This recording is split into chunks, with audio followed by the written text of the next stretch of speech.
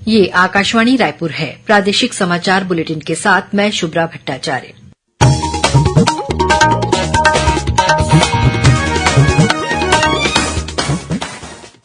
और अब पेश है आज के मुख्य समाचार।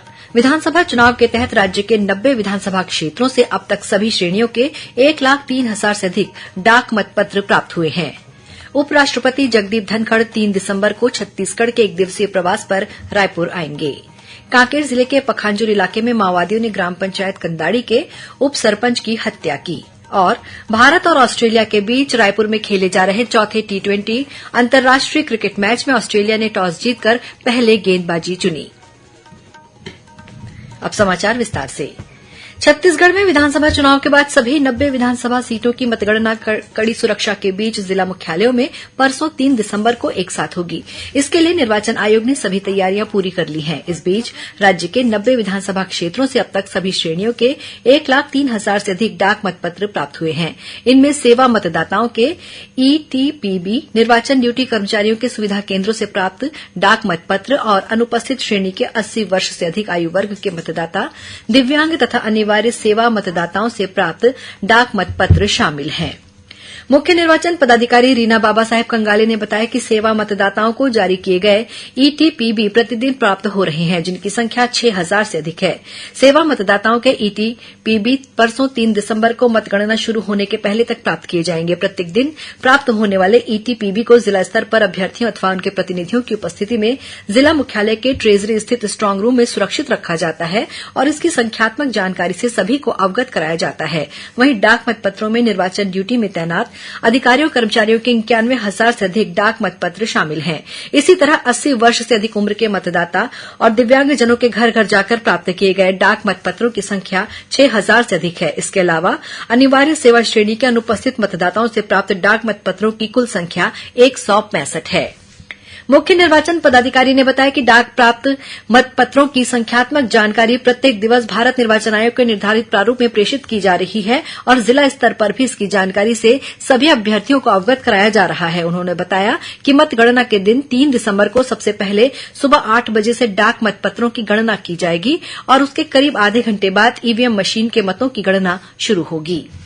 श्रोताओं, प्रादेशिक समाचार एकांश के समसामयिक विषयों पर आधारित कार्यक्रम बातों बातों में इस बार राज्य विधानसभा चुनाव के तहत मतगणना की तैयारियों पर केंद्रित रहेगा। इस संबंध में छत्तीसगढ़ के मुख्य निर्वाचन पदाधिकारी रीना बाबा साहेब कंगाले से ली गई भेंटवार्ता प्रसारित की जाएगी। इसका प्रसारण आकाशवाणी केंद्र रायपुर से कल 2 दिसंबर को सुबह 10:30 बजे से किया जाएगा। इसे छत्तीसगढ़ स्थित आकाशवाणी के सभी केंद्र रिले करेंगे। उपराष्ट्रपति जगदीप धनखड़ आगामी 3 दिसंबर को छत्तीसगढ़ के एक दिवसीय प्रवास पर रायपुर आएंगे। श्री धनखड़ की यह पहली छत्तीसगढ़ यात्रा है। उपराष्ट्रपति रायपुर के हिदायतुल्ला नेशनल लॉ यूनिवर्सिटी में विद्यार्थियों और संकाय सदस्यों के साथ बातचीत करेंगे। श्री धनखड़ का इसी दिन राजभवन का दौरा करने का भी कार्यक्रम प्रस्तावित है। केंद्रीय माध्यमिक शिक्षा बोर्ड CBSE 10वीं और 12वीं श्रेणी की परीक्षाओं में अब किसी प्रकार की अग्रिम श्रेणी, डिवीजन और विशिष्ट पहचान डिस्टिंक्शन घोषित नहीं करेगी। बोर्ड ने अपनी अधिसूचना में कहा है कि वह न तो इसके लिए गणना करेगी और न ही विद्यार्थियों को प्राप्त अंकों का प्रतिशत बताएगी। बहुत उम्मीदवारों से बोर्ड परीक्षाओं में विद्यार्थियों के प्रतिशत की गणना के मानदंड की सूचना देने के अनुरोध के बाद नई अधिसूचना जारी की गई है। आज विश्व एड्स दिवस मनाया जा रहा है। इस मौके पर राजधानी रायपुर सहित प्रदेश भर में विभिन्न कार्यक्रम आयोजित किए जा रहे हैं। इस दौरान कई जगहों पर चर्चा, संगोष्ठी और रैली निकालकर लोगों को HIV एड्स के प्रति जागरूक किया गया। वहीं बीजापुर स्थित स्वामी आत्मानंद हिंदी माध्यम स्कूल में विद्यार्थियों के लिए रंगोली, निबंध और प्रश्नोत्तरी प्रतियोगिता का आयोजन किया गया। इस बार विश्व एड्स दिवस का विषय है सामुदायिक नेतृत्व। यह दिवस विश्वभर में लोगों को HIV वायरस के प्रति जागरूक करने और एकजुट होकर इससे निपटने के लिए मनाया जाता है। ये दिन HIV से ग्रसित लोगों को समर्पित है।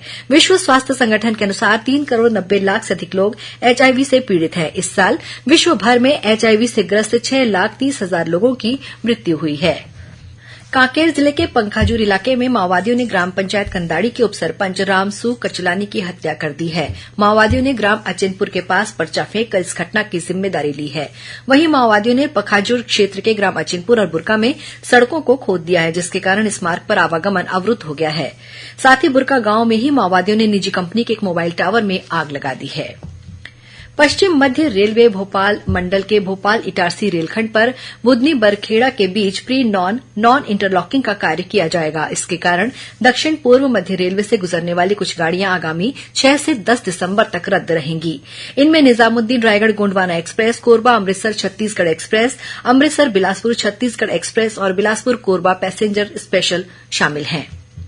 प्रदेश के सभी शैक्षणिक संस्थाओं में अध्ययनरत अनुसूचित जाति, जनजाति और अन्य पिछड़ा वर्ग के विद्यार्थी जो पोस्ट मैट्रिक छात्रवृत्ति की पात्रता रखते हैं, वे छात्रवृत्ति के लिए आगामी 30 दिसंबर तक ऑनलाइन आवेदन कर सकते हैं।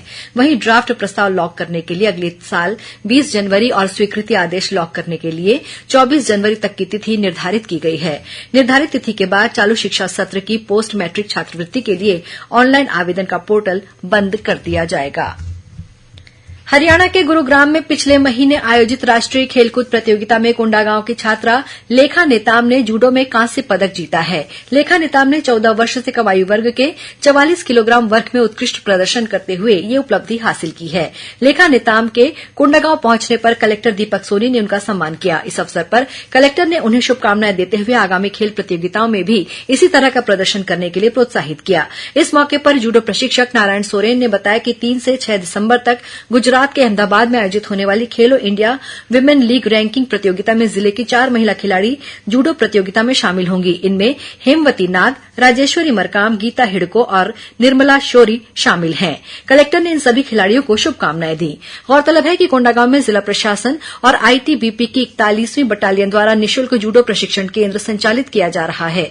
इस केंद्र में अब तक 200 से अधिक बच्चों को प्रशिक्षण दिया जा चुका है। भारत और ऑस्ट्रेलिया के बीच राजधानी रायपुर के शहीद वीर नारायण सिंह अंतर्राष्ट्रीय क्रिकेट स्टेडियम में आज चौथा टी20 अंतर्राष्ट्रीय क्रिकेट मैच खेला जा रहा है। ऑस्ट्रेलिया ने टॉस जीतकर पहले गेंदबाजी करने का निर्णय लिया है। इससे पहले आज सुबह भारत और ऑस्ट्रेलिया के खिलाड़ियों ने स्टेडियम में नेट प्रैक्टिस की। मैच को लेकर लोगों में काफी उत्साह का माहौल है। मैच के दौरान स्टेडियम में सुरक्षा के पुख्ता बंदोबस्त के लिए अतिरिक्त पुलिस बल तैनात किए गए हैं। वहीं रायपुर यातायात पुलिस ने राज्य के अलग अलग जिलों से आने वाले दर्शकों को सुगम और सुरक्षित आवागमन के लिए मार्ग और पार्किंग व्यवस्था निर्धारित की है। इस बीच राज्यपाल विश्वभूषण हरिचंदन ने अंतर्राष्ट्रीय क्रिकेट मैच के आयोजन में सभी व्यवस्थाओं को दुरुस्त रखने के निर्देश दिए हैं। उन्होंने स्टेडियम की बिजली कनेक्शन से संबंधित कमियों को संज्ञान में लेते हुए सचिव को विद्युत व्यवस्था ठीक करने को कहा ताकि मैच के दौरान कोई व्यवधान न हो। कोंडागांव जिले की केशकाल घाटी में चल रहे मरम्मत कार्य की अवधि 3 दिसंबर तक बढ़ा दी गई है।